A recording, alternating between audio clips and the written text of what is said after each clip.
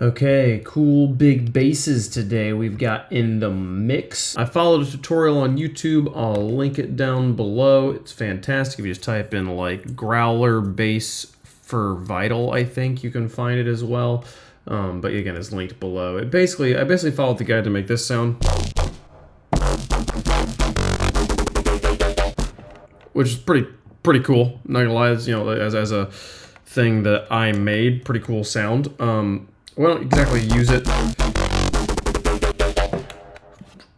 Don't exactly use it in that sound. Again, we were working on this beat that we had made previously.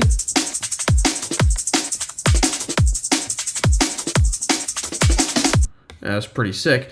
And so I wanted to make some basses to go with it. I put this little sub bass.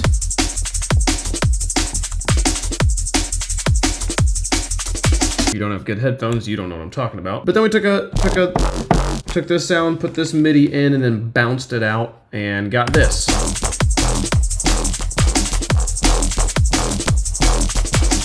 Wow, wow.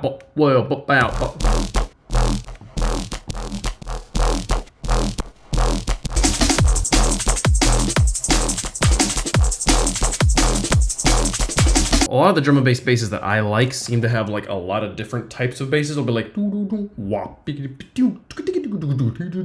and like each one of those feels like they're like a different sound design. So that's kind of what I'm gonna go for, is like having the little sub bass and then having the growler and then having some other like sounds that we'll go and like mimic as well. And then we'll synthesize them all together. I don't think that this bass will live like this, but this was kind of cool because I did put like shaper box and some sidechain compression, a little bit of both of them, a multi compressor, as well as a limiter on it, and then bounced it out. And you can literally like see the places where, like, you know, here's where the kick hits, and look at that, it gets out of the way. And same thing's over here, where just like it's getting out of the way every time.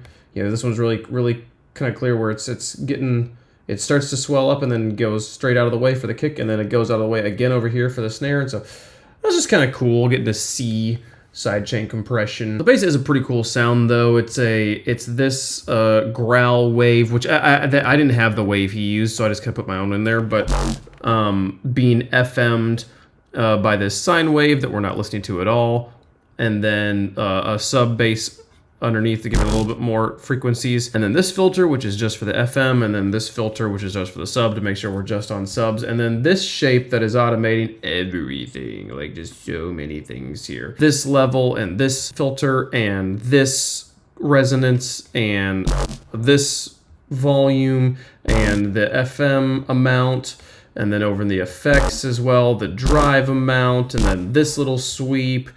There's just a lot of things it's grabbing there and moving around. And then we have a little bit of this guy that this actually like moves the FM overall. You can kind of watch it do that,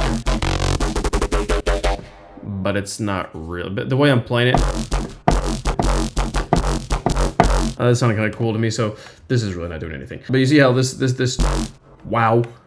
LFO is being modulated by this LFO over here. We're modulating the rate that the tempo that this LFO happens at, just with the step filter ball. Bop, bop. Kind of cool, right? This is attached to this. So I'd honestly go follow the tutorial. It's a wonderful tutorial. It was very, very helpful. And then also we built a sound from scratch over here in Vital. It's got some multi-band and some delay, some reverb.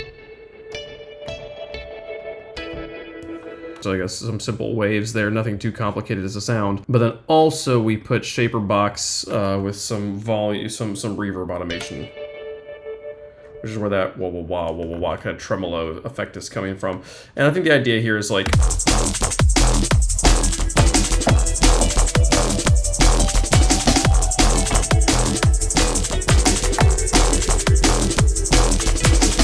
really found a sound yet though that I'm like just jived about. So I'm gonna keep on digging and keep on experimenting and see if we can figure something else out. So yep, that's all we did today. Thanks so much for watching. See you guys tomorrow. Bye. I don't know, something like that.